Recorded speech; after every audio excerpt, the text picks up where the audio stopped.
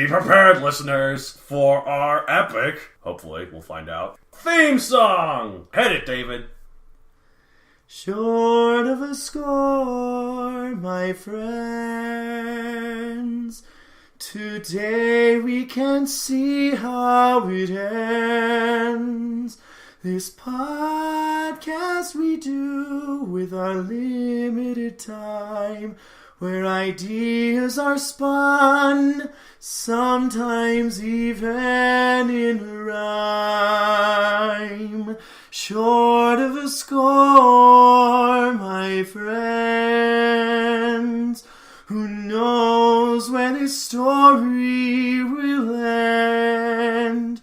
We write with our best, keep typing the lines, until one of us ends, move to something we find.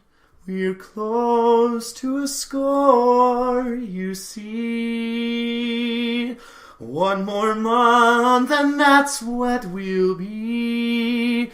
At that time where we know how the scoreboard will read. Will it say 1-0? Or show him in the lead? Short of a score, my friends. Follow with us as we go through bends. You stayed with us longer than we ever knew. So you must tell us this. Are we still speaking true? We're short of a score, but for just one ep more, stay with us till the end of the story. Not to say that we're great or productive of late, but please grant us this moment of glory.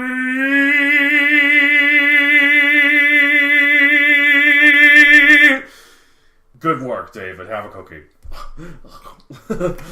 That's my only comment. No, it was really good. Well done. And you wrote that in 5 minutes too, which is impressive. I appreciate your support, Donald. Although, to be fair, I was expecting more jokes, so I'll just add one. Farts are funny! For more on that, listen to our sequel episode of the Writ. That wasn't the sequel one. It was the Writ one. Was it the Witties? I thought it was the This is episode 19. That's short of a score, as you say. You should know the episodes. Well, I didn't. I guess maybe not. We're doing so many of them at this point. They all blend together. Yeah, I know. They just start to run together in our heads like stories that continue, and how to start and continue and finish them. You're forcing these cheap plugs at this point. I refuse to. Welcome, fellow nerds, to another episode of the Writ, the show about the written word, the filmed film, the gamed video game, and the Department of Redundancy department. Or the redundant Department of Redundancy. Exactly. Fair enough. The show where us two twits talk about writing and apparently other stuff. What don't we talk about is the thing. Politics, I guess. Yeah, let's know.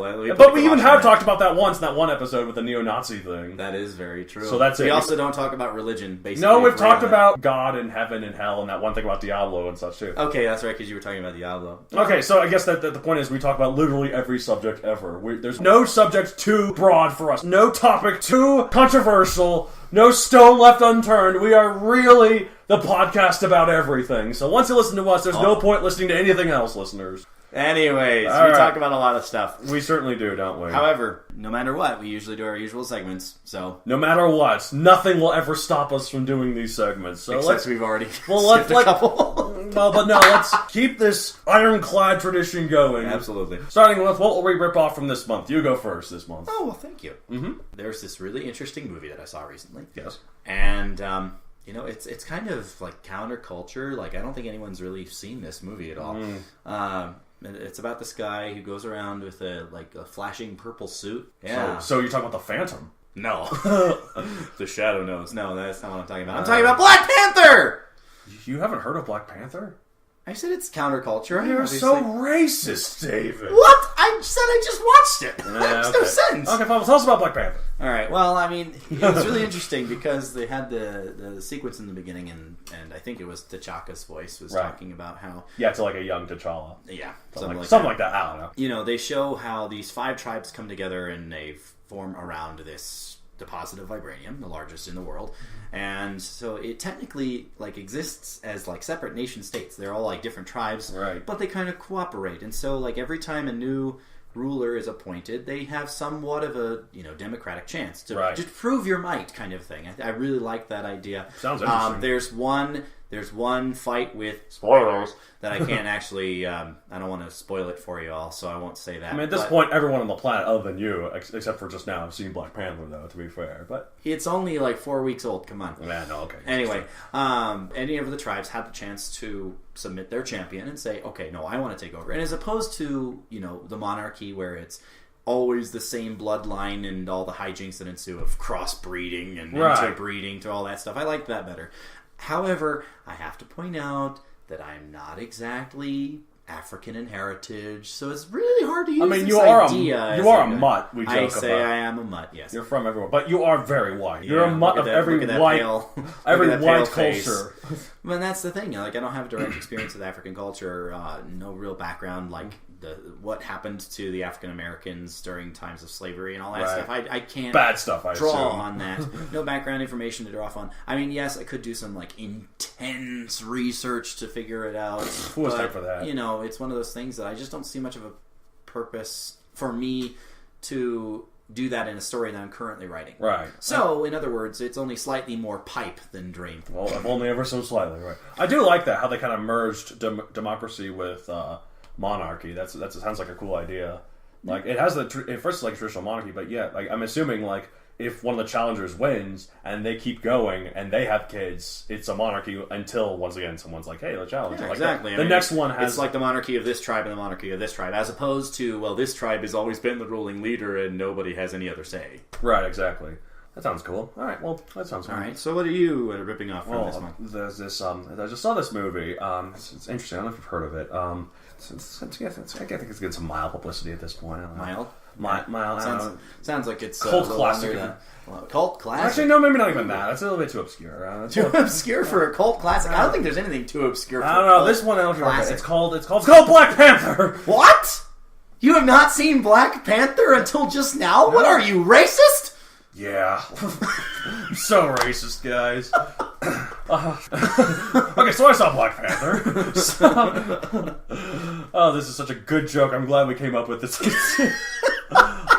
I'd like, it'd be funny. Oh, okay. Well, what are you going to rip off from? Alright, well, I liked how they seamlessly blended African culture, fashion, tradition, music, art, architecture inside this futuristic sci-fi world. Sure. Even though despite Wakanda being a fictional nation, they applied real African traditions. Well, here's the question: is it because it's fictional that they can get away with mashing the culture with mashing this traditional, rounded culture with this fantastical sci-fi technology? But probably the only reason why that would be an issue otherwise because it's the modern day. That's true. Like the Overwatch does that a lot. Like in terms of taking these real nations and making them more futuristic. So. Well, I think the time frame on that one is like 2070. Advanced. Yeah, 2070 is when it takes. So, but they're all like that. Yeah. So, so basically, adding all this authentic stuff, it adds credibility to this fantastical place. It makes it seem more like a real place that people live and work and play in. It's not, like a lot of times we see like a fictional world. It doesn't really feel lived in, really. It just feels like a place that people do things. Well, I suppose the same idea could be said for touristy stuff. Like with it's a little bit different for me, but like if you've ever taken a trip to a big city, say like Las Vegas, right, where there's a lot of entertainment options available, and you're just like, wow, there are schools here. I never see them. Yeah, there are schools. See, that's the thing. There are.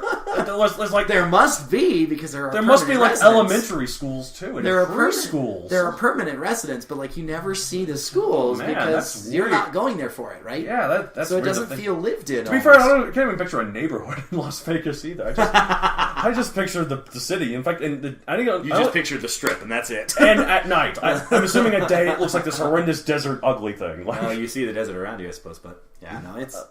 But yeah, no, but like this, even like other Marvel movies, like Asgard. What do they do for fun there?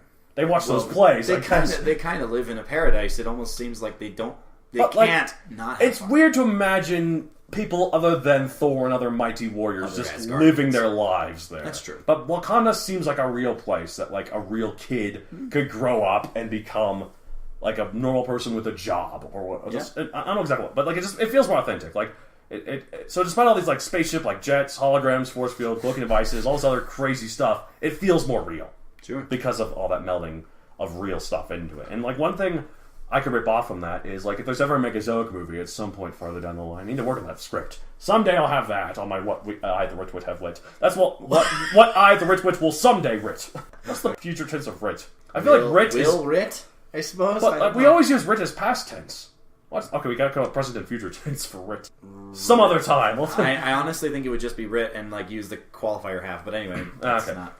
What's I the Rich Witch will someday writ is a Megazoic script. But anyways, what I'll do for that, I might like make like this futuristic city, but then add like the real prehistoric plants and like bugs or like other and like mist or like swampy stuff, like other stuff that makes it seem like a prehistoric landscape that just happens to have sci-fi buildings in it. Like, or even like some of the buildings can be shaped like stereotypical dinosaur features, like a rib cage. Like, it'd be kind of cool, like the Long neck is an escalator. right? Ooh, yeah, something like that. One of them is like big Triceratops horns. Yeah, no. Although to be fair, we don't build buildings like humans. Yeah, we don't shape them like humans. No, we don't shape them after ourselves. So that's a little like it'd be neat to see that, but I also don't understand quite the function of it unless.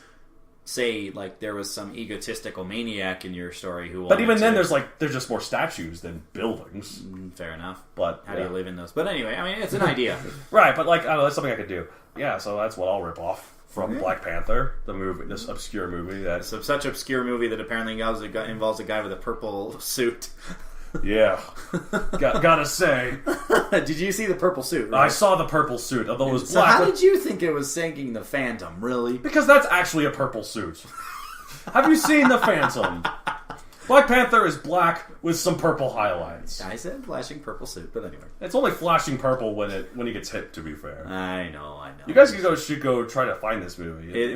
It might be a little difficult to find, but I assure you, it's worth the effort.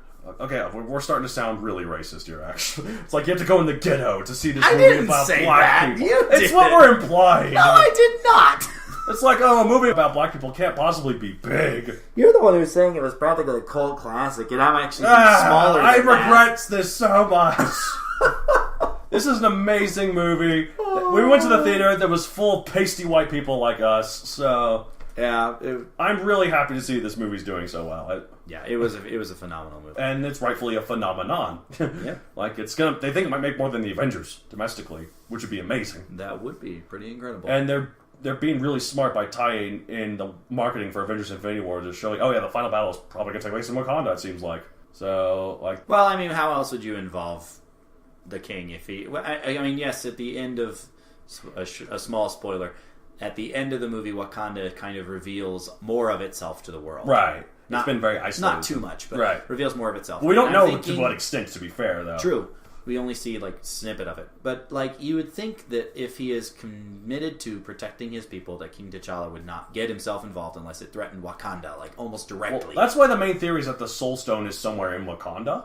I haven't heard that theory until just now, but, There's a big theory about it. Like, I thought, like, when the trailers came out for Black Panther, I assumed it was the spirit realm had something to do with that. But to be fair, the dust that they have to go into is orange.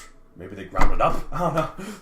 How would you grind it up and then reform it into a stone? Well, the same way the ether is ground is like a gas and then ground up. The way the Tesseract is a cube. The same way. Right, but then how you reform it into a gem? I don't know. He just pulls it together. That's like all the other ones do. There's a physical science process for it. I think, or just a nonsense comic book science to it. Well, I mean nonsense comic book science, but I seem to remember when I was in like Earth Science in 8th grade, they were talking about how any state of matter can change to another, and there's a name for all of those 6 processes. Something like that. I don't know. But transfusion, Transfiguration. No. McGonagall helps teach it in physics labs. That would be such an ironic contradiction. Dr. McGonagall. Contradiction. Anyway, our other usual segment. yes. What's we at the Writ Wit have writ? What have you writ? Well, above, except for the song, not much. Cool. How about you? The third Megazoic. I've talked about it. It's redundant. Shall I move on, David? Yes, let's move on. Oh, we're so good at this show. We're such professionals at it now. It's just like a real breeze. We need to spur each other on to more writing, it seems. No, I think I'll quit this show and let's make it about cooking. Cooking? What we at the Writ Wit have cooked. What we at the brisket have cooked. $1 million idea. We got it. Call it! Yeah. What? Except I don't cook. I just eat out. Oh my gosh. I will have cooked nothing. Well, if we're going to truly quit writing it as a podcast, culinary science is what we're at. final episode of the Writ Wit. Really? Maybe. Who knows? I don't know. Perhaps. Maybe we'll be inspired once again at some other point. Maybe listeners, if you respond to us, that'd be great. Or maybe we're just doing our usual nonsense. We're so unpredictable, you and I. Well, we try not to be predictable. Predictable is boring. Anyway, you know who's really unpredictable and yet who hinges on everything? Secondary characters. Wouldn't you say? I don't know. It hinges on everything. It hinges on. It pushes the main characters forward, you know. And speaking of which, fine, go on. I'll give you that. Wasn't actually a bad segue. No, what I was going to say is that I can't think of how many times I've seen secondary characters who come in and have like no purpose whatsoever. They don't grow. They're just there, and then they're gone. It's like they were completely unnecessary. Yeah, I got a major problem with this. It's a pet peeve of yours. Yeah, you might say that. As we were planning this episode, I was talking about one of my childhood favorites, and you already know where I'm going with this, listeners. Power Rangers. Thanks for answering for the listeners, Donald. But anyway, the second season of Power Rangers, where they took out the Green Ranger and they were giving the new Ranger life. This White Ranger was earning power, and they put in a bunch of new characters to try and say, oh, well, maybe this guy's the White Ranger. The Red Herring Rangers. Well, I suppose that's a different color. Maybe they're salmon. Anyway. The salmon herring ring. Let's do not do herrings. No, I'm saying because it's red herring, then their color is salmon. But anyway.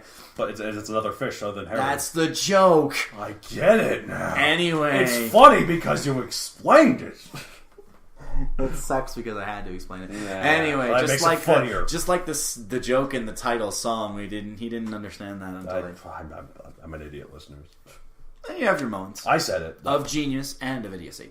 Don't we all? As soon as they revealed who the White Ranger was, and those red herrings were no longer necessary, without any real development, they just disappeared. The salmon migrated off the river and never came back. Exactly. Went back to their ancestral nesting home. I mean, I just don't understand why you would do this.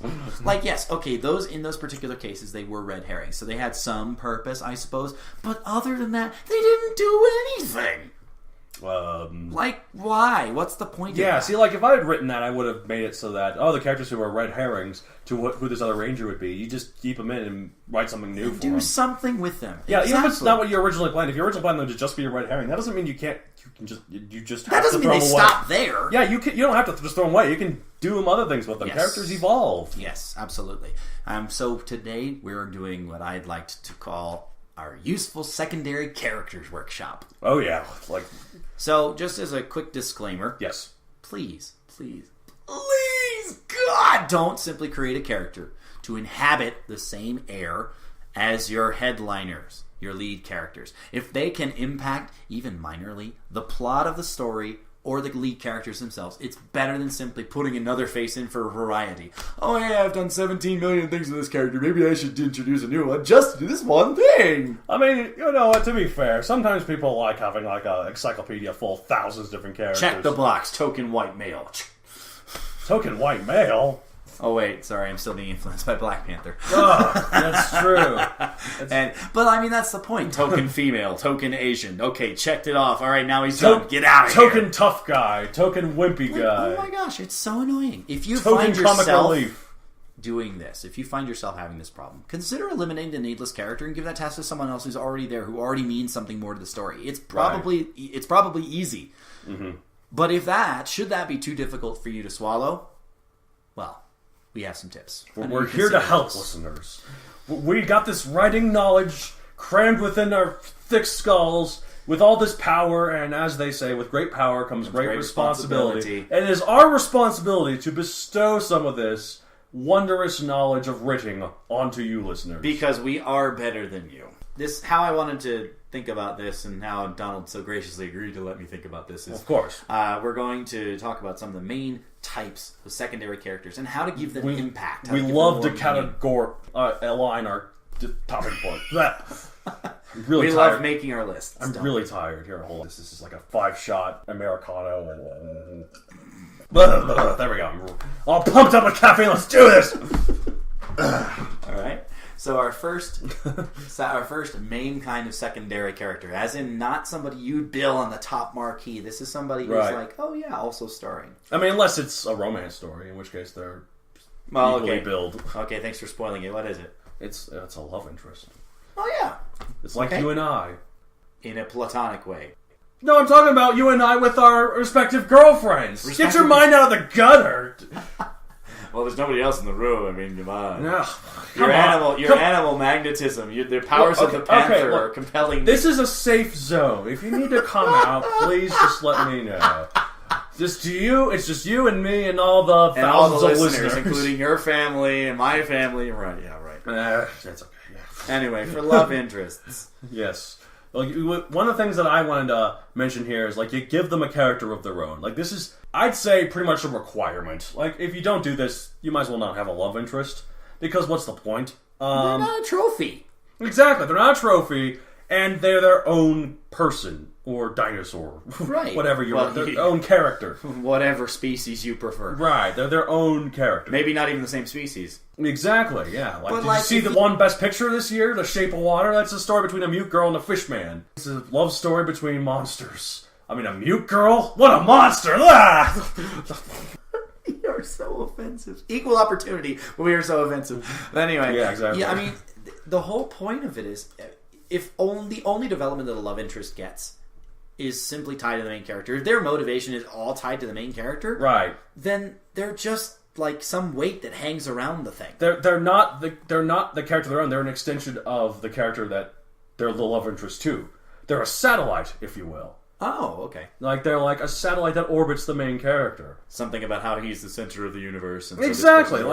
Like you should give them a purpose in the plot. Sure. They need to have something that defines them other than they're the love interest. Something about the Bechdel test? Well, something like that. I don't know. Well, if it's a woman. Well, or if it's a man. They're gay people. Well, I'm just saying that if it's a woman, the Bechdel test does apply. No, I know. Yeah, well, I don't know not really what the Bechdel is about, I don't think. Well, Bechdel is two female characters not talking about their men, right? But like even if this love interest is the only female character, you can still make this work for somehow. Well, she's the only female character, and the Bechdel test doesn't even apply, right? Of course not. I mean, it does apply. You fail. Big time.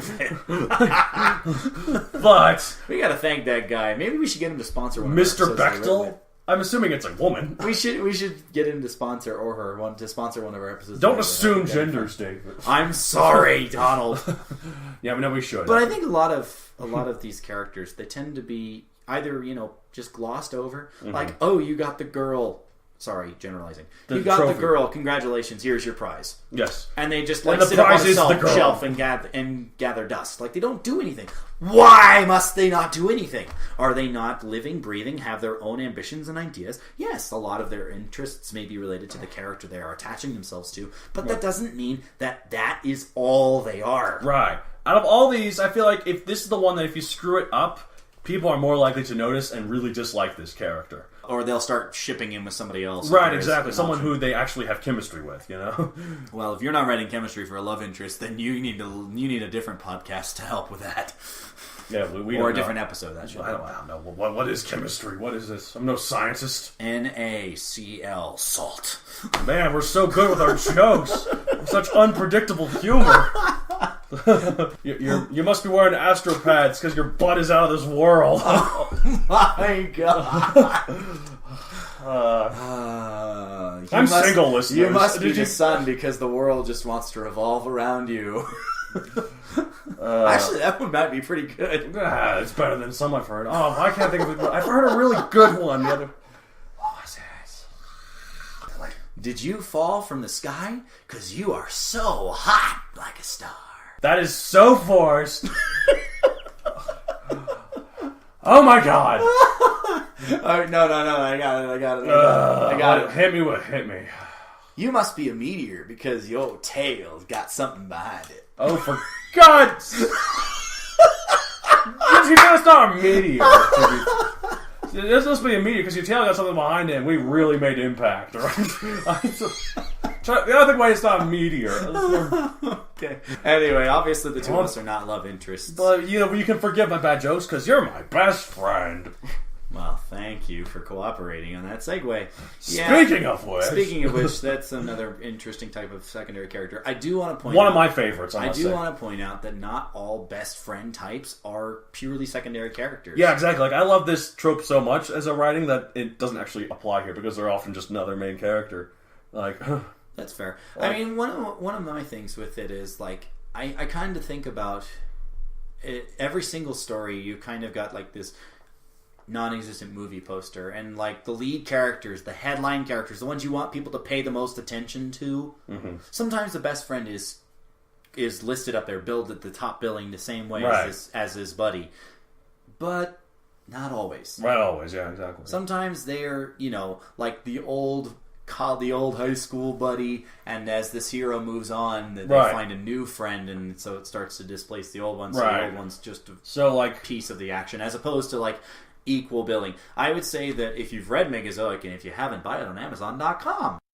Thank you for the sponsor, David. Or the Primeval Power, also on Amazon.com. It is on Amazon! That's right! You should take a look at the relationship between Cortan and Bellar. Cortan, obviously, is the main protagonist, but Bellar, his friend, is very, very important to the story. He is not a secondary character. You can't really consider him a secondary character unless we're going to get into an argument on that later. But he's not the main protagonist, but he is a protagonist. So, co-protagonist? Yeah, I think I don't know. We'll figure it out later. Yeah, but... Anyway, here's the thing with best friends. Right. They don't just need to exist as a yes man. Exactly. Same thing with love interests. Like, they need to have their own... They need to be their own person. And that sometimes includes disagreeing with their friend and talking crap to them and being like, hey, get your stuff together, Making fun of their friends as need be. But, I mean, the thing that comes to mind is that if you see the growth of the best friend alongside or maybe apart from the main character, that's really rewarding to a reader as well. And the audience, because this character, who is not the headliner guy, still gets a decent amount of development, they might find that character more appealing because it's more similar to them. Right. That kind of a thing. Mm-hmm. Maybe they have a big argument right before the climax. Maybe even after this argument, although it's probably cliche, they return to save their bestie in dire circumstances. Oh, no! I mean, yay! But they don't simply exist to validate all the opinions of the main characters. They are their own person. Like, I can't stress this enough. All of these characters are not simply to take up space, are not simply to go along with... That's the whole point of this episode. We're trying to help you make them not take up space. Be their own character. Exactly. They don't have to be three-dimensional. We're not trying to scare you, writers, of being like, they all have to be as developed as the main character. Well, okay, not as developed, but they need some development. They do need development, but they don't need to be as developed. Like, we're just trying to give them that little extra push. I mean, obviously, you wouldn't have enough space in story to deal with all of them equally, and so some characters are inevitably going to get the shaft. And if you want to develop all of them, that's fine, too. Just luck. Make it more apparent that which one's the main character. And that becomes the problem, because the more development you give, the more like, oh, well, they're kind of creeping up towards this top billing line. Exactly. Well... some friends, like you and me, they're so close, they might as well be family. And speaking of which, I'm going to do a forced segue for every single one of these. Oh, dear God, how are you going to do? We'll find out. Oh, it'll be great. Oh, dear Lord. Anyway, so yes, family is another type. Yes, blood runs thicker than water, they say. It's true. Like, I really like you, but sometimes, like, you're an escape, because my family can sometimes be really annoying.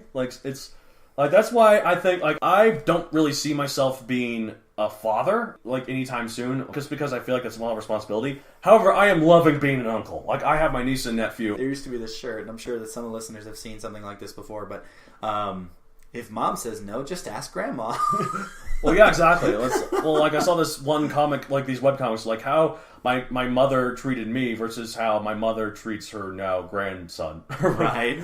It's pretty bad by comparison, I suppose. Yeah, it's like, you need to eat your vegetables. Here, have some cookies. And I know that the two of us were there's one particular, like, we were at each other's throats argument that runs in my head. Right. And so it's, but families do disagree. Absolutely. No, absolutely. But, like, sometimes the relationship your character has with its family is often far more complicated than best friend because you feel more obligated to your family. If your best friend is being an asshole, you have the option to be like, okay, that's it, we're done. You can't do that with family, especially, like, blood family. You cannot choose your family. Mm-hmm. But you can choose your friends and choose when, you know, is convenient to say, you know what, no more. Right. But anyway, when the chips are really down, who's most likely to have your back? Because sometimes your friends do leave you. They're more fickle. They can't help. But your family is supposed to be that last bastion of defense. If there's nowhere else to turn, who do you call? Ghostbusters? Who you gonna call is that one. Sorry. Anyway, if you include familial characters in your story, please, one very helpful tip, make sure they have some characteristics that rub off on the leads. Right. As part of their family. We are a product of how we are raised. It's not Exactly. simply biology. So if you see, for example, the lead has a certain kindness, and you also show that in his or her mother, Right. or perhaps maybe Brain from his or her father, and those kind of things, and that's just the parents. If you have someone in the same generation, they can actively contribute in more ways too. Absolutely. Like with Black Panther, we just saw Yes. T'Challa's sister was helping out with the fight. Shuri is her name. Yes. They natively have an impact because they're family, right? Right. They can't help it. Exactly. Like, By themselves, they have an impact on the character. So beyond exploring that backstory, yeah. Well, like, oh, this is where he came from. These are his parents. Mm-hmm. Or well, her parents. some real life examples. Like, my sister and I, like, we're always there for each other, and like, she's there to help me when I need it. And like, she's read Megazoic and she's really liked it. I didn't expect her to read it other than like, and if she did, I feel like she's just obligated to. But like, you and one of your siblings, I don't want to go into too much detail, whatever. You guys disagree a lot about a lot. Yeah. But if it comes down to it, you would be there for him and vice versa. Like, I remember one time I was playing with you as a kid and this sibling was there. And we did not get along or whatever. I think we kind of forced to play with him. However, I fell off the fence and he rushed forward just to catch me. Yeah. He did not have to do that, but he felt like he had to because this is my brother's best friend. Yeah. So I do remember that time. That was intriguing. Yeah, I probably would have been fine. Well, in my head, I'm imagining this fence is like the Great Wall of China, and I was falling hundreds of feet. You're making a mountain out with of a my molehill. head pointed straight at the ground. So if I had landed, I would have. But yeah, I mean, it's one of those things that he didn't have to do it. Mm-hmm. But he chose to, and he felt like probably that he had to as well. He probably and so felt he like had he had to. and so he had an impact. It wasn't even a question. Aside from what I experienced with said sibling, throughout our lives, and that's just the thing. However, beyond that, if you want to make them even more useful, maybe there's room for an argument that spurs a plot point or inadvertently creates some conflict. Right. Well, like an example I have from my own work. In Primeval Power, spoiler for Primeval Power, if you want to learn more details or if you don't want to skip this, read it on Kindle! There's these brother and sister. One of them's the main villain and one of them is a pretty big co-protagonist, so neither of them really count. However, their parents, who aren't really there, they're dead by this time in the story. They're posthumous characters. They cannot be anything but secondary. Right, but like you never really see them interact, but we get a lot of development of them. We get that their families and their families were like, they were all long-standing members of the Order of Illumitra. Even though the order itself has long been gone, their traditions have passed on from family to family. Through family. And like there's a manor where Falir lives, and he's taken over after the family's gone, he's inherited it, and there are these statues of the generational line of how far back it goes. And they force this upon their kids to a fault. And one of them, like Falir, was a lot better. I won't go into specifics why. And it drove the other one, Nafissa, away because she tried so hard to impress him, but Falir just had better results. And speaking of that, and this is a lesser literal example, but Guardians of the Galaxy 2, right, which I also recently saw. I don't know why I didn't think about that, but anyway. I talked about that a little bit in one of our episodes. But anyway, the scene where Gamora and Nebula were kind of like arguing about things. Now, they're not literally sisters, but they were raised like sisters. Yeah, they're adopted sisters, basically, yes. And so Nebula said, "You always had to win, but I just wanted a sister." Right. Yeah, like, and that's a cool conflict to have. Like, it gives Nebula depth other than like the sister that like the relative that. Oh yeah, they did way better with Nebula in the second movie. Well, absolutely. But anyway, yeah, she's really. I liked her a lot in that movie. But yeah, so It's cool. Like, basically, there are ways to keep them... Like, even though these parents of Fleer and Navissa, they're not there, they have depth to them. And also, they realize that they drove them away. Fleer even says at one point, this is in the middle of the book, so... Sure. My parents were good dinosaurs, but they were not good parents. And I've come to terms with that. And that... But I think that's interesting. You don't need to know everything that happened to think of that sentiment and just be like, wow. Mm-hmm. Because, yeah, we talk so much about how... another interesting example to cross discipline lines is, like, you don't always have the same people both directing the choir and as the best singer in a choir, because there are some people who are great leaders, not good singers, and vice versa. Exactly. And for music, because again, this is my big thing, obviously, you have some people who are amazing at performing, incredibly talented, but they cannot deal well with teaching other people. They're horrible teachers. And so, like, reconciling those together sometimes can be a real task. No, absolutely. Especially when the characters are no longer on screen. But you see in this case that Fleer did manage to do such. Yeah, absolutely. Well, and also, to be fair, it probably took him a bit. Like, by the time the story starts, their parents are... I don't know if they're long dead. I don't know how dead. I imagine it's been a couple of years at least. I was going to say Young Frankenstein, 6 months, 3 months, freshly dead. Well, it's more than freshly dead, let me say. Their brains are really rotten at this point. But that's a good movie.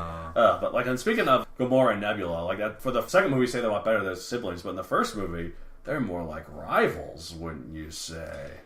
And speaking of which... actually, that was pretty smooth. You didn't use us for once. I was thinking about it first, but then you brought the Gamora and Nebula thing. I'm like, ooh, that's better. Yeah, it is better, yeah. But anyway, so yes, rivals. I mean, okay, how many listeners have played Pokemon and have been frustrated with the rival whose general name is Gary, but you can obviously name whatever you want? Like, there was somebody who actually named him Asshole, and I'm just like, brilliant. Brilliant. You know what I actually did, though? I saw it. Okay, no, I didn't do this personally. I saw this video from somebody on YouTube who did this, and they named their rival Nobody. Nobody's my rival. You just defeated Nobody. It's pretty good. But no, I can talk about Pokemon. Like, I do that all the time. Not a day goes by where I don't think of the epic struggle I had between me and my Pokemon rival. Oh my god, we've had some epic battles with our... Pikachus and Charmanders. Thank you for naming actual Pokemon. and the Digimons and our Powerpuffs. Wow. You are showing our Alicorns. You are showcasing your knowledge here. I'm such a Poke fanatic. I'm like a living, breathing Pokedex. But that's just one example. I've never played Pokemon in my life, listeners. I don't know if you've noticed. Wow, what part gave it away? I don't know. I'm so good at acting. I guess. But anyways, and the goal of these two characters, or post characters, was simple. They both wanted to be the best. Well, obviously, only one can be the best, the true best. And so there's going to be some conflict there.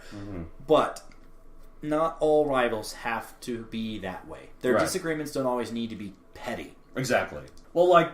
A good example, I guess, is Malfoy in Harry Potter. At first, he is petty, but like later on, you kind of realize, like J.K. Rowling is brilliant. Like again, spoiler alert for Harry Potter. Right? If we haven't done that every other freaking episode we talked about, Harry Potter. So yeah, so as the series began, it starts off very like kind of 1 or 2 dimensional. Everyone has these archetypes, it's very friendly, but because it's written more for kids. But as the series goes on, it gets more interesting, and then you later learn why they're this way. Yeah, and it's really cool. It's a good way to build up. So like Malfoy was like. He just believed everything his father did, who was Death Eater, right? I was going to say, we already have the spoiler alert. Right, so I think of the name. And also, he's jealous of all the attention that Harry gets, which he feels is unwarranted, which, to be fair... It really isn't. He did one thing as a baby that he couldn't possibly replicate until later. Yeah, exactly. Like, he didn't even know he did it until he was told that he did it. Like, it was all kind of just thrust upon him, so... Yeah. Of course Malfoy's jealous. But yeah, it makes sense. Like, but they're not explicitly villains either. Mm-hmm. You know, sometimes it can go that way.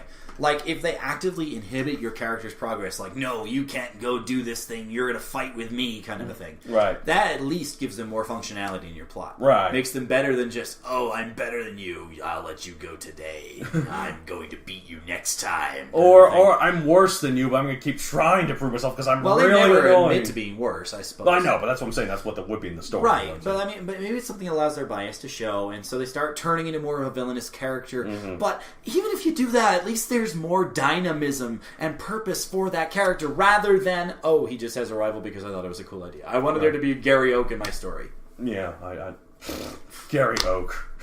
Well, I mean, he's the grandson of Professor Oak. Professor Oak. And all the professors, the main professors... You're talking about the Pokemon professors. That's right. I've never played... I had to think about... Are named after trees. Anyway, moving on. That's right. When are they going to bring... There's already been a maple, right?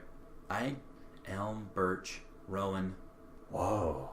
I have to think of... Okay, so the next couple more I can't really recall. So and Professor Ivy after Oak, too, but she's not really a tree. Is she like poison ivy? No. But it is female, so... Is hopefully her main Pokemon is a bat one? Bat? No. Wow. Well, nice try. No. She doesn't have a main Pokemon. She deals with breeding, so she has to do a lot of breeding. So does Poison Ivy in other ways. I'm not breeding, but seducing. We gotta like at least explain the main stuff of Pokemon to you at some point, so you don't have to sound like a complete... I like being a Pokemuggle. You like being a plebe, in other words. Anyway. Yeah, like... for the longest time, at least I'm not as I used to be. I used to think that Pikachu was named Pokemon. That's why this series was called Pokemon. I thought that was his name. Well, at least I've gone beyond that. Do you know what Pokemon is short for? Pocket Monster. Yes. I've known that for a while, too. Okay. It's also Japanese for Pocket Monster, isn't it? Well, it was originally made in Japan, so they called it Pocket Monsters, and then it was shortened, I think, by Americans first, and then they took it over there, too. Makes sense. Which, I'm sure, Pocket Monster in Japan is probably something longer than Pokemon. Hey, the thing that's nice about Pokemon is that you can carry, 6 random Pokemon with you. They could be the same, they could be entirely different. Right. A band of misfits, if you will. Speaking of which... Yeah! Teamwork! Band of misfits. Okay, so these are fun. I brought this up because you're talking about this because you're talking about secondary characters. We're talking about how, they still have purpose. They should all, have this stuff. And they should, but then I would bring up the point, sometimes there are characters that come in groups. And it might seem overwhelming. I was going to say, you don't always have to think of it as, individuals. Right. And maybe their difference isn't big. But when you get a group of people together, and they can have a big impact on your story. But as a unit, that's the thing. You can have this group, and it can still work, even if they don't all have individual purposes of the plot, because they're part of a group that, as a one singular unit, does have a purpose in the plot. And this is what the Band of Misfits is. I mean, there's probably other names for it. It's just I don't know. Well, look at the movie Wonder Woman. Her Howling Commando equivalent. Yeah, basically. the Howling Commandos. They're just random people plucked from middle of different backgrounds, different, career choices. And they don't really necessarily make sense together, except they're forced they make sense together. You're talking in terms of in story. Yes, they don't make sense. They don't make sense together, but they come together as a unit, and the ill-fitting pieces, become more than the whole of a puzzle they can't finish. Right. Well, I'm trying to think.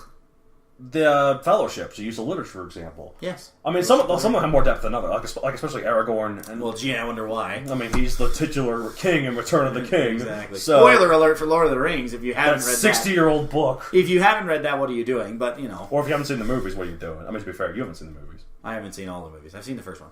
I mean, they're pretty good. The first one... But hey, at least I read the books. It's so long. Okay, controversial statement here on the Writ. Tolkien was a master world builder, but a crappy storyteller. What was he was a really good world builder, but he was a horrible storyteller. Yes. I've come to terms with that. I have come to terms with that. As someone who claims to be a nerd, but also doesn't like Star Trek or Star Wars, what kind of nerd am I? Well, apparently you're. Those are all the mainstream nerds. I was about to say you're a really cult nerd, I suppose. Yeah, I really like all those obscure animes, Oshikura Demon Samurai. That's not a real one. But if it was real, I'd be the biggest fan of it. Oh my gosh. Come on, all weeaboos and white filfus, unite! Whatever the terms are. I don't know. I don't watch anime either. Listen, what I do my know ex-girlfriend is really that loved anime. I could accept it. That's why we broke up. That's not true. we all have things that we just kind of like geek out about. It's our little niche, and for all of us, it's slightly different. Like obviously, we had Bionicle in common, you know? Right? And obviously, we both like writing. But he's a very big dinosaur guy. Right. I don't know that much about dinosaurs beyond what I've told you. Yeah. And in vice versa, I'm a huge music nut, and he does not know that much about music. Right. Other than you knew a little bit. I like music, but yeah, in terms of the terminology and like all the functions of it, and like what this and what and plus all the different genres of music that you've introduced me to. Like all the times we drove to college and you'd play nothing but barbershop. I don't know if that's multiple genres, but yes, it's like it's not even not multiple genres. There might have been like 100 repeats there. I would not have noticed. They're all the same song. How dare you? But you know, how dare you? This barbershop. I don't know. That wasn't what I was going for. It was really interesting. Thank you. No, but I mean, it's one of those. You know, we all get passionate about something. Mm-hmm. Like in a band of misfits, for example. Yes, bring that back. Well, I mean, I have to try and re-rail it. Yeah, good. Let's do it. So, you know, with a band of misfits, these are all people that have passions. They have desires. They breathe. They live. They're not static. May not have as much development as your lead characters or even your not quite secondary characters, but that does not mean they don't go through a progression of their own. Exactly. They go through it as a unit. Right. Because that's the group that you've put them into, and that's the group that affects the story most. Right. Again, self-example, I guess, my own example. The Psy Squad from Megazoic. They, like, individually, they probably don't contribute much, with the exception of certain other ones in later books. But, like, yeah, they just all kind of do their own. Certain other ones in later books, you haven't introduced all the characters in the Psy Squad? No, I have. I just don't want to say who is important later. Oh, okay, gotcha. Okay, so... okay, now I understand. Okay, so, yeah, like, some of them, like, they have their own quirky personalities, but they don't really contribute much individually. Together, they help Portenko rescue Bellar. They go through an arc of they lose their commander, who's, like, trying to get them to be better than they are. He says, you don't deserve to be the Psy Squad. I believe in you. Yeah, I believe in you. I think you're better than the Psy Squad. Like, I think you can be more. And then they have to learn that when he dies. And that's an arc. Like However, I mean, yes, as a group, that's an arc. Yes. However, if you do give individuals their own, like, backstory, the other stuff as well, you know, you get extra meaning, you get extra depth. Right. And absolutely, why not? It's a great thing. So, like, all of the characters in the Psy Squad. Yeah, I could have given them all individual purposes. I just felt like I didn't need to. What I'm saying with that is that you can get away with that with this because they all have a clear unit. If you want to give them all individual depth, great, do it. Go for it. It's icing on the cake. Like, and you did. I'm saying that you didn't necessarily give them individual purposes. Right. I'm saying I could have. I could have, but I chose not to. So I just want to mention there's one in the first Megazoic. So this isn't much of a spoiler for the second or the third one he's working on now. Yes. But the original commander of the Psy Squad was Warwick, and I want to bring up Warwick because Warwick is a very interesting type of character that is different from the ones we talked about so far. What kind of a character do you think of? Well, he kind of reminds me... Okay, sorry, this is going to sound really funny, but imagine if you took Warwick's head and put it in a tube. And it's marked fresh, right? And no, you don't understand. It's a reference to Zordon, who is this same role in Power Rangers, and that is Mentor. I was going to say robot. Wait, no. Is Zordon a robot? No. He's a magician that got caught in a time warp. Is Warwick a robot? Not that I'm aware of. Is Warwick a magician? No. There's nothing in similar. Nothing as far as what, like, actually Zordon is exist 6 as. letters. They actually exist as 2 separate things, but the role they fill... No, I know. I'm trying to make a... the thing about I do with my jokes, I just go for whatever one I go for. Most of them don't land, but every occasionally some of them do. So...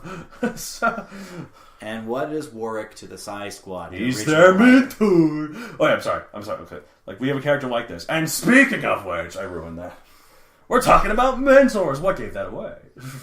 Only like 17 failed segues. But anyway. They can't all be perfect. You're right. 18th time's the charm. They can't be all flawless. But anyway, okay, let's just be real for a minute.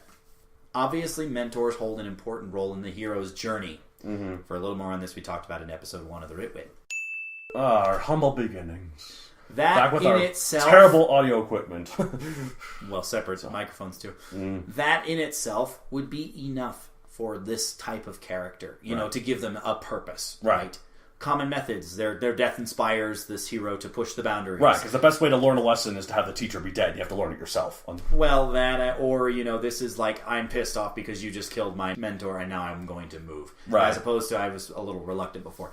However, for ones that don't die, there's the iron sharpens iron idea. They're really good and I'm trying to best my mentor, so I keep training with him and he makes me stronger.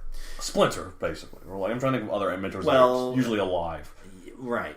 There are quite a few, but for right now, also the random snippets of advice, you know, given a long time ago, and there's just this one moment, and they're stuck, and something just like this random memory slips by, and all of a sudden there's this advice, and it finally like crystallizes in that moment. With great power comes great responsibility. I suppose that's an interesting. I suppose that could be one. Yeah. Yeah. Okay. But like, you know, they don't have to be present for this to affect them. Right. Absolutely. So it has an impact. To give them more impact, though, why not allow them a little personal growth, too? Absolutely. Yeah, like... Who says that they have to be old, perhaps kick-ass, and decrepit? Right, well, exactly. Or like, yeah, like that's an interesting point, because a lot of times mentors, while they are definitely meaningful to the plot, in terms of characters, they're kind of static, usually. Right, they don't have done their job. But you're right, they don't have to be. Like, they can... Nothing says they have to be. Like, I mentioned this one, whether you like the eventual plot of this game or not, Alistair Azimuth. Right. From the game Ratchet & Clank in Crack in Time. We love those games. Oh, man. What a great character arc. What a great game. But anyway, point being, he is a fantastic mentor to the lead character, Ratchet. Right. And also, Orvis is a good mentor to Clank, even though, again, he's another posthumous character. And he's not even there at the time. Right. Spoiler alert. Sorry, spoilers for Crack in Time. If you haven't played it, you should. But you should probably start by playing the first Ratchet & Clank Future. Nah, just jump right in. Jump into the defense. Anyway, but whether the eventual plot keeps him there or not, whether he, you know, stays this mentor, this paragon of virtue or not, Alistair is a phenomenal character. Right. Point being, by their very nature, mentors already have a major impact on the story. So you don't need to tweak them too much. Right. But you don't have to omit them from your story. Right. You could have them on screen. You could have them grow alongside your character. I'm going to break off for just a second and talk a little bit about the fact that I'm a student in education field. And there's something that a lot of people who don't get into education don't really understand, and that is this. When you are in school, obviously you are learning, a student is learning, but whether you realize this or not, the teachers also learn things from the students. Absolutely. And so it's the same with the mentor-mentee relationship. Well, like, yeah, exactly. Like, and a good example, I think, of this, I mean, at first, this guy's kind of static, although he has, you know, it's more serious. Obi-Wan in Star Wars, he's kind of static at first, but, like, what he's... kind of like, he tells him Luke about the ways of the Force. He tells him, like, your father was this way, and, you know, like, he sacrificed himself for me, like, he uses some stuff. In the prequels, you get to see him fail as a mentor to Anakin. Like, he was thrust into this position after Qui-Gon died. Like, I will train the boy. I'm not really ready for it, and you can see that. Like, and like he. To be fair, this brings up a good question, because obviously the prequels, which by nature were released after the originals, but do you accept his character development in publication order, or do you accept it chronologically? Okay, I know, but like, that's why I say, like, in Star Wars, he kind of isn't. I mean, he's there, he's got a point, but he is kind of static as well. But he's, like you said, he's already learned his lesson, like what a lot of mentors do. But you get to see him learn his lesson in the prequels. Which is really nice. Yeah, like, so you. And it establishes a stronger connection for the audience to your headliner character, because you see the person who helped shape them, like the family. Right, exactly. It's a similar reward to that. Right. Well, that is really cool. But, you know, dang it, I can't think of a segue.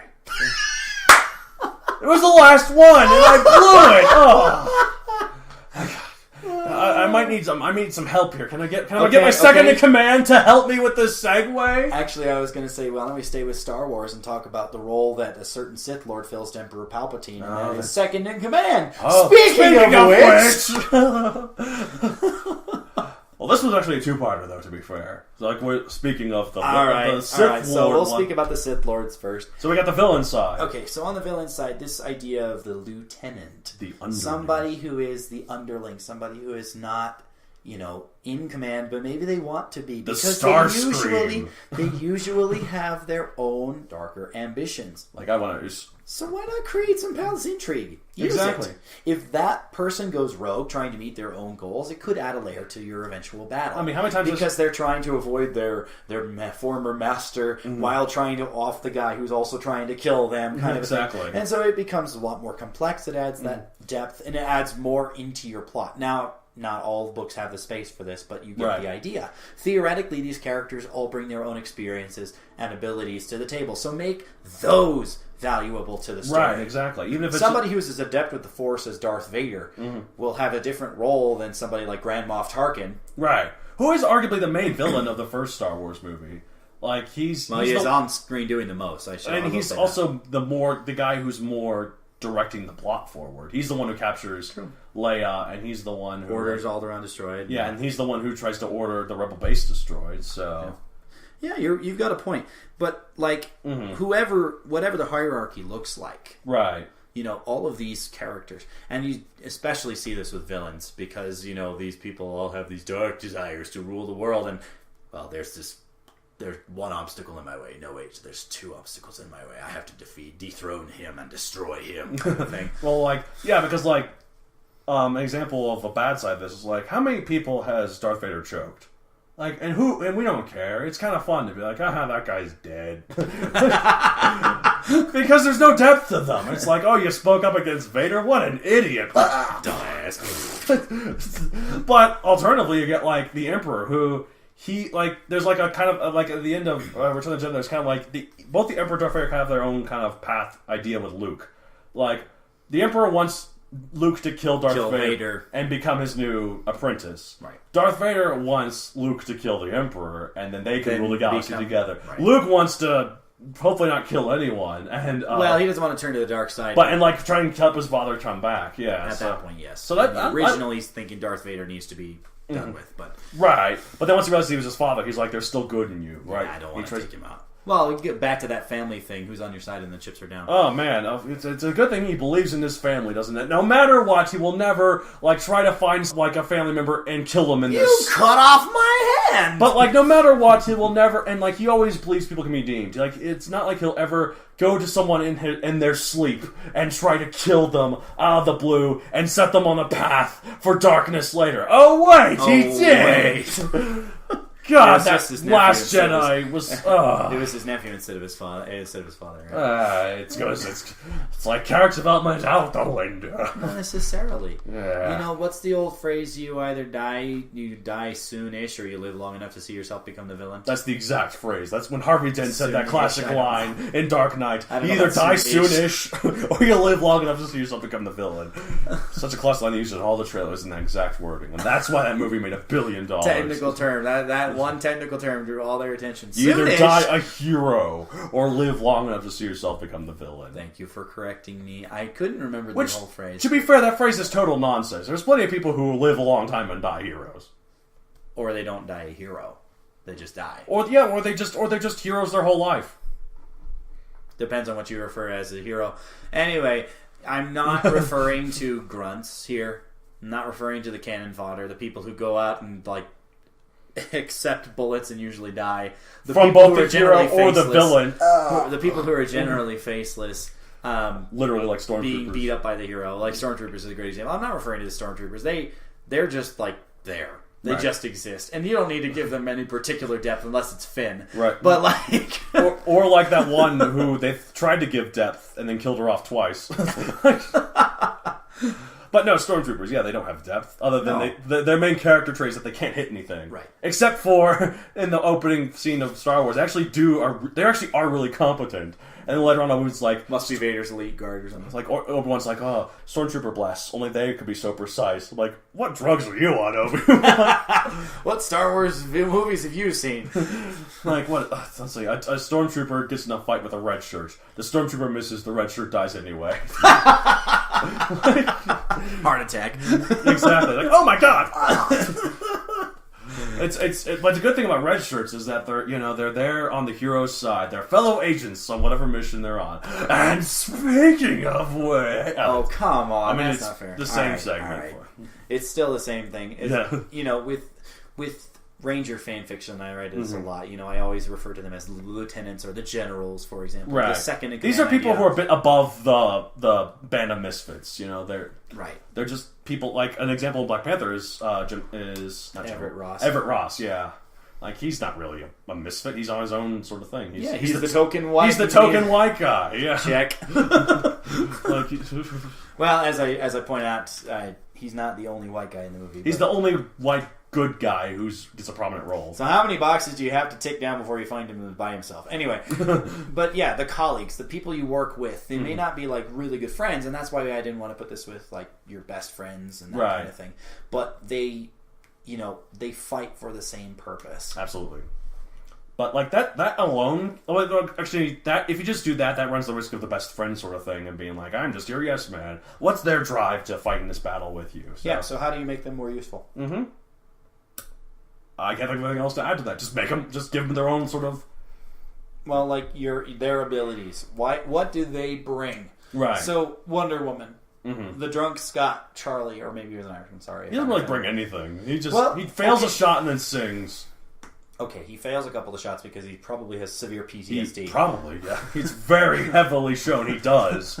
Well, who knows? At that time of life, nobody knew what PTSD meant. So, no, but yeah. But he provides a little bit of comic relief. He tries, and he does actually like sight things with the sniper rifle. So that's true. He helps other people. So he can scout align ahead. the shot. That's true. But he just, he's completely different. He doesn't get that much of a development. We don't see what happened to make him this way. We don't see him progress from that. We don't see him get past it. And he's just there. Mm-hmm. But, we talked earlier about how the equivalent of the Howling Commandos is a band of misfits, right? Right, yeah. Pointing this out, they all had something of their own they brought into this, which is what we're talking about here. So Everett Ross, former pilot with the Air Force before he goes to the CIA, works as an agent. And so they use the piloting skills later in the movie, and you should really see this scene. It's really cool. But, because he had that experience, they could use him in that role. If it was somebody else, it would not have worked. That was very telegraphed, though. That was as soon as they said CIA. he's a pilot, once a pilot. I'm like, oh, really? Well, there's a lot of jets flying around. I wonder if that...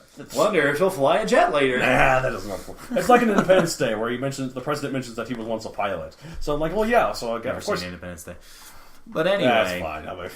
But it's a good movie, but I'm not if it's something that can be duplicated by somebody else, why are they there? Exactly. We deal with this. I deal with it a little bit more than. I already have one friend named Matt. Well, no. I deal with this a little bit more than Donald does, perhaps. But in the AE crew, yes, our story where we all have alter egos, right? Trying to come up with a way to differentiate the characters who are all relatively high powered. How do you not make them redundant? Exactly. So each of them has different personality quirks. Each of them has different skill sets. Well, like a failed example of this, for most people, is like Hawkeye. Like a lot of people ask, why is he on the team? And there's probably reason for that. To be fair, I think. Well, who else actually fires a bow? But what's the point of that? To be fair, well, bow and arrow has its uses. I know. The point is, it's useless enough that people question it. I like what they did in Age of Ultron, that they showed that he's actually kind of the emotional glue that holds them all together. He's by him being the everyman, the one who actually has a family to go back to, he can kind of help them through their own problems. Yep. And so, finding what it is that they bring that no one else can bring that makes this character worth the time, worth the air time, and breathing the same air as the other characters. Right. That's the thing. Right. You have a note on here about how these guys can also kind of coexist with a band of misfits. Right, but so I mentioned how sometimes the band misfits, if you give them all individual purposes, then they're basically this. This is they're basically so if you don't give them much of a backstory and you just let them achieve a purpose, so they don't necessarily match as a group. But then if you develop the individuals, they can kind of upgrade. Even if they do match as a group, but then they also do this. That's coexisting. Yeah, exactly. I think that's a job well done, you and I. Especially if this is truly our last episode of The Right Way. It'll almost be sad to see it go. what will we do with our lives? What will our listeners do with their lives? We'll have more time. Maybe we'll actually write again. We love writing so much. We do a podcast about writing, and it ends up keeping us with our writing. It's a freaking Greek tragedy. Yeah, pretty much. Darn straight. We need to power through this. We need to keep it going. When we need some listener support, we need to figure out how to keep this going. And speaking of... Oh my god. You had to get one last shot in there, didn't you? One last one. I'll probably fit it in another way. How can people get a hold of us? That's a very good question, but a very good answer is you can email mattd at MatthewDonaldCreator.com. Unison. We don't need to spell it for you, but do remember, please, that Matt in both instances has 2 T's. Yes. If you have any questions or comments, hey, maybe you got an idea for an episode that we could do, and at this point, maybe we really need it. Anyway, we need to get off our lazy butts and actually do some more writing. Especially me. Okay, to be fair, Donald is working on a story, but it's the same one he talked about last month. I mean, to be fair though, that's just how I work. Like, I focus on one project, and until it's done, I'm zeroed in. Like. And there's nothing wrong with that if you actually do it. But look at the other side of the coin where you don't do anything. You need to listen to this podcast. Like, I know we record it, but you need to listen to it. Like, we talk a lot of stuff. I need to read more. That's it. Hey, that can't be it. I don't read at all. And I'm the big writer here. Anyways. You know, what you should do, you should really listen to this podcast. I mean, it's on iTunes. Speaking of which, it's on iTunes. I didn't finish my point there. Oh. Thanks, jerk. I'm really excited about these segues. I'm Apparently. Okay. It's too segue happy. If you do email us, you can obviously go to the actual website, MatthewDonaldTheCreator.com. Yeah, but there's a contact page there. Bottom, yep. Or your own email system would work too. We gave you the email address already. Whatever you feel comfortable with, listening. Absolutely. It'll get to us. And if you do want to address to a specific host, again, please include which one, because we both share Matt D. Yep, we do. Common. But that's anyway, why we call each other Donald as and he David. already talked about, we're on segue, iTunes. We're on iTunes. If you download, please, a positive review. Or negative, it's a free country. Okay, a review, just something to or show don't your review. support. I'm really good at persuading people. Review, don't review, I don't care. Please. Live your life, dude. Please, can you give us a rating? Reasonable-ish. Please. Like, if we suck, explain why. Yeah, we talked that episode about criticism on episode 6. Yeah. Anyway, the one where, constructive criticism, please. Don't just destroy our hard work, whether it seems like we're actually hardly working or not. I'm leaning back so heavily on this chair. Anyway. It makes me more laid back, more natural. What's wrong with my segues? You don't laugh, but I always think they're pretty good. I like them. All right, anyway, so if you want to follow, professional media, social media accounts, how do you do that for Donald? Okay, so you go, Facebook account at MatthewDonaldCreator, and I also got Twitter at MatthewDonald64. Why 64? Because here's why. Here's why, David. Okay, I have this six-pack. It's made of steel. I'm a really good rider, and I have 4 very muscular limbs, 2 amazing arms, and 2 very hard thighs with legs. You got the power of the Black Panther and all the Hercules. I'm so ripped, and I'm also 6'4". So by displaying the banner of 6'4", I just put this flag down, thrust my manly chest out. People know not to mess with me because I'm so shredded.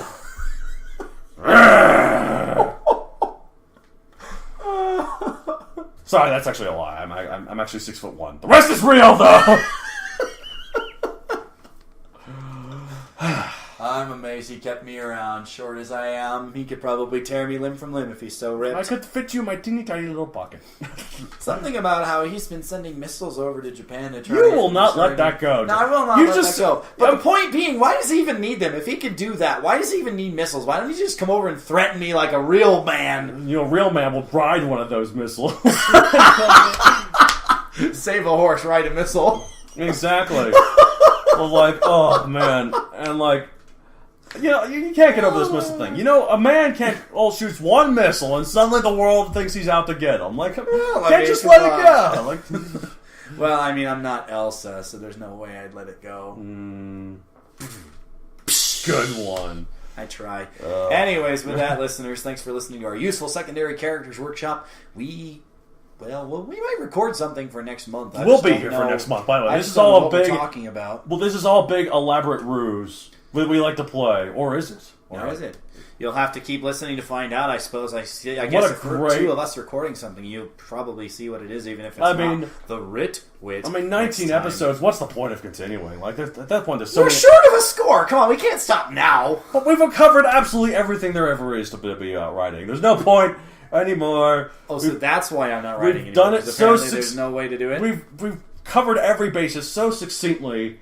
There's just everything else is just apparently redundant. We're so effective at doing this job, listeners, that we don't need this podcast anymore. So I guess this is the final goodbye from the Writ Wit. The podcast where us two twits apparently talked about writing.